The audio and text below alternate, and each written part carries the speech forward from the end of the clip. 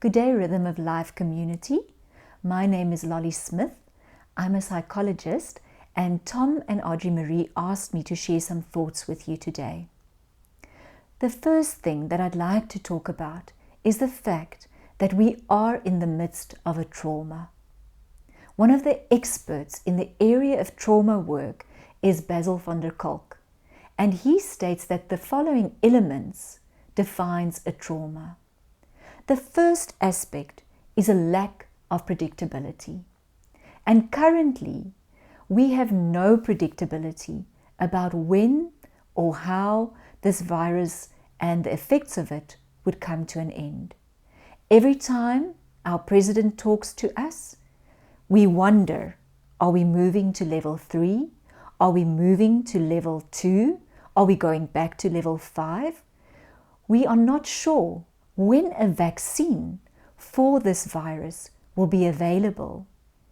So predictability has been taken out of the equation. And that's an element of trauma. The next part of trauma, as defined by van der Kolk, is that we become immobile. That means our ability to move has been taken away. Now, physically, for us, with lockdown, this occurred. We were unable, and still we are unable, to move about as we normally would. And this has been hard for many, many of us. The next element of a trauma is the loss of connection. And this means that we have lost our connection with others to some degree. Some of us are in the privileged position to be with family members in the same household. And for some of us, this is lovely because we really care for each other. But not all of us have this privilege, and some are very alone and isolated during this very difficult time. Of course, we can work on keeping our connectedness with video calls and WhatsApp calls and Zoom and those kinds of things. But still, to an extent, we have lost some connection. The next element for a trauma is that some numbing or spacing out occurs. And this is very hard. Often with our emotions, we feel numb, and we almost say we feel nothing when a trauma occurs. And I have had many clients share with me that they almost feel very numb due to what is currently happening around us. The next element is a loss of sense of time and sequence, our normal rhythm. Many people have made jokes about how long April and May have been. It doesn't feel like just 2 months, but it feels like forever. And again, because we cannot determine when things will change, we feel a loss of rhythm and a loss of time. The last element that Bessel van der Kolk shares with us is the loss of safety. It's very difficult to imagine a world where masks are now how it is, and every time I interact with somebody, they wear a mask. This is very, very painful for us to know that we can't feel safe when we leave our premises or step outside our doors. So currently, we are definitely experiencing a trauma. Maybe you haven't really thought of it in this manner. What happens during a trauma is that the stress that we are under causes us to react. And I refer to some of these reactions as our bugs, or possibly even our demons that come out. I'm not a very patient person by nature, but I've worked hard to become a little bit more patient. But if I had to give myself a score from 0 to 10 in terms of not very patient, I would probably give myself a 5 out of 10. But what the coronavirus and this current trauma has done has pushed my 5 to a 7. And for most of us, this possibly is the case. That whatever it might be for you, maybe you have outbursts of anger. Maybe the fact that you can't have wine right now or other alcoholic beverages has been extremely difficult, and maybe you have to question your reliance on alcohol at this time.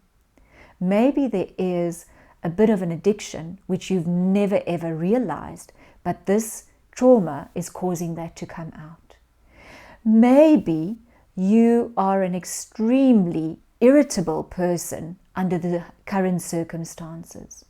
So whatever might be happening for you, I would like to highlight the fact that our current trauma situation we find ourselves in might be bringing these bugs out more. Sometimes we don't recognize them ourselves, and sometimes the people around us will say, "Why are you so frustrated today? Why are you so angry today?" And then we might say, "I'm not." But in actual fact, if we really pause for a moment and think about it, we truly are angry or irritated or very impatient. So, first of all, to realize we are in the midst of a trauma, and second, to know that this might cause behavior which is something that is not good at the moment. So what can our response be during this very difficult time? I'd like to share with you some thoughts from Dr. Dan Siegel, somebody I look up to a lot. And he shared that during this time, we definitely can be good to each other if we work on it. Through his research in many fields, from nursing to teachers to psychology, across many fields and across many cultures, something that was found that good communication can make the world's difference. And he uses the acronym PART, P-A-R-T, to talk to us about good communication. So the P stands for presence. And that means that when somebody approaches me and wants to share something with me, that I give them the gift of my presence.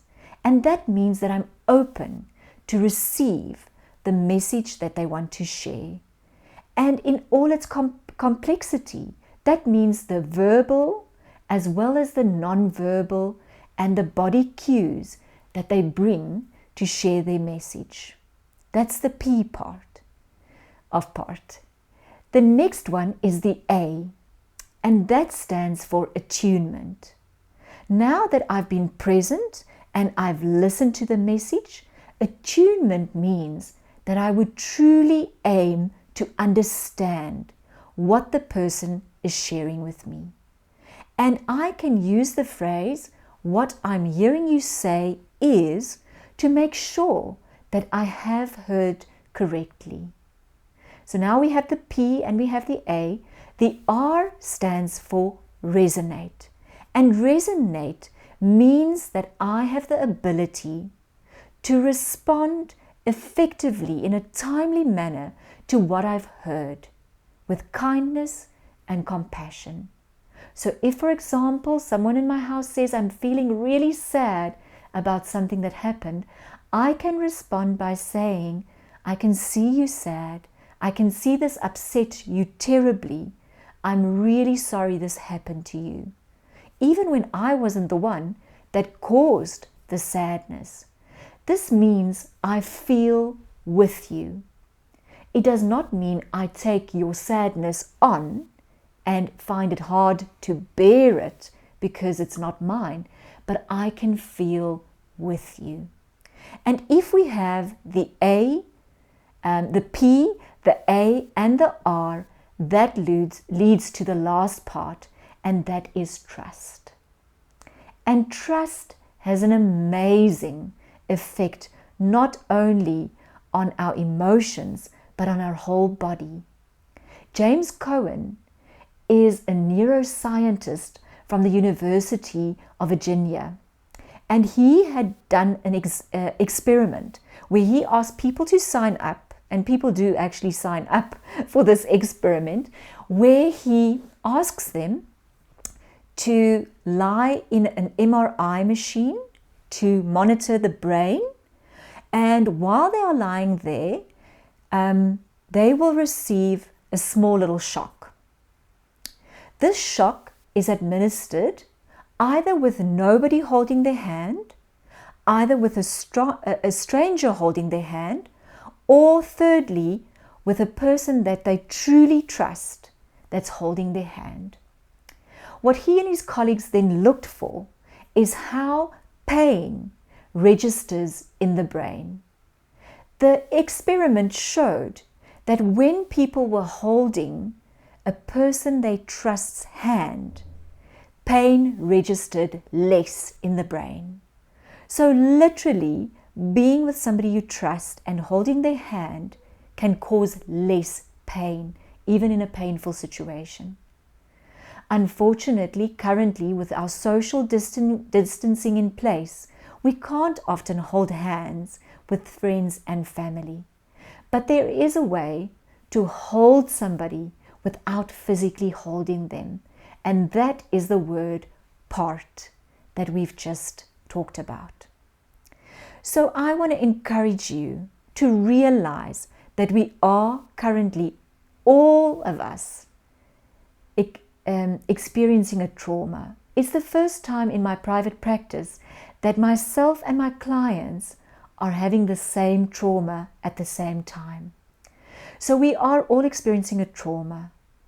Our behavior might come out in ways that shock us and surprise us because our bugs might be showing their face.